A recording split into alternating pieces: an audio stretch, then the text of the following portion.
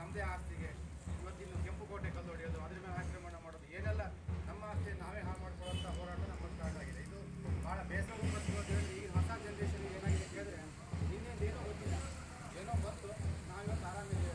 Government ಎಷ್ಟು ಕಷ್ಟಪಟ್ಟಿದ್ರು, ಇವತ್ತು ಭಾಳ ಹತ್ತಿರ ದೂರ ಬೇಡ, ಇಲ್ಲಿ ನಮ್ಮ ಹತ್ತಿರದಲ್ಲಿ ಮಾವಿನಗುಂದಿಯಲ್ಲಿ ಮಲಗಿರಿ ಪಂಚಾಯತ್ ಮತ್ತು ಮಾವಿನಗುಂದಿಯಲ್ಲಿ ಒಂದು ಮಹಿಳಾ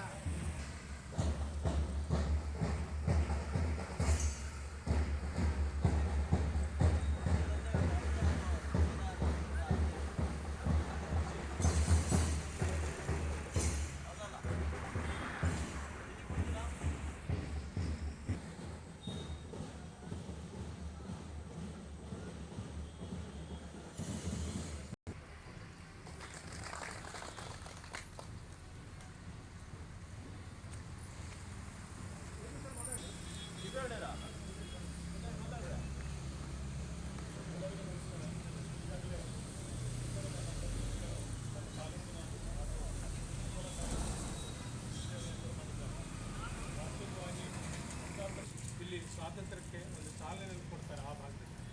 ಅದರ ನಂತರ ಮೌಲಾನಾ ಹಬೀಬುಲ್ಲಾ ಖಾನ್ ಬರ್ತಾನೆ. 1930ರಲ್ಲಿ ಇಲ್ಲಿಗೆ ಸಂಗೂರ್ ಕರಿಯಪ್ಪ ಅನ್ನುವ ಲಾಟಿ ಮಾಸ್ತರನ್ನು ವಿರುದ್ಧ ಬರೆದಂಥ ಸಂಗೂರ್ ಕರಿಯಪ್ಪನವರು ಅತ್ಯಂತ ಅವರು ಕುರುಬರ ಜನಾಂಗದವರು. ಅವರು ಒಬ್ಬ ಹರಿಜನ ಮಹಿಳೆಯನ್ನು ಮದುವೆಯಾಗಿ ಗಾಂಧೀಜಿಯವರ ಸೇವೆಯಲ್ಲಿ ತೊಡ್ಕೊಳ್ತಾರೆ. ಗಾಂಧೀಜಿಯವರಿಂದ ಮೌನ ಸೇವಕ ಅನ್ನುವ ಬಿರುದನ್ನು ಕೂಡ ಅವರು ಪಡೆದಿರ್ತಾರೆ. ಹೀಗೆ ಸಿದ್ದಾಪುರದಲ್ಲಿ ಈಗಾಗಲೇ ಮಹಿಳಾ ಸತ್ಯಾಗ್ರಹ ಸುದ್ದಿಯನ್ನು ಚಂದ್ರಶೇಖರ್ ಅವರು ಹೇಳಿದರು. ವಾಸ್ತವಿಕದಲ್ಲಿ ನಮ್ಮ ದೇಶದಲ್ಲಿ ಅತ್ಯಂತ ಹೆಚ್ಚಿನ ಸ್ವಾತಂತ್ರ್ಯ ಕೊಟ್ಟಂತಹ ಪುಸ್ತಕ ಅದು.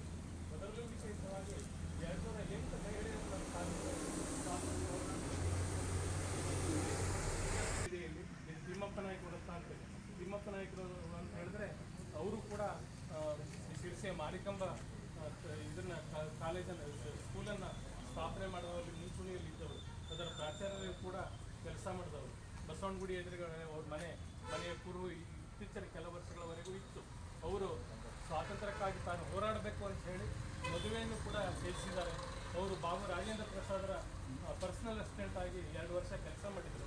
ಅವರಿಗೆ ಸಂಸ್ಕೃತ ಮತ್ತು ಕನ್ನಡವನ್ನು ಕೂಡ ಕಲಿಸುವಲ್ಲಿ ಅವರು ಪ್ರಯತ್ನಿಸಿದ್ದಾರೆ. ಮುಂದೆ ಸ್ವಾತಂತ್ರ್ಯದವರ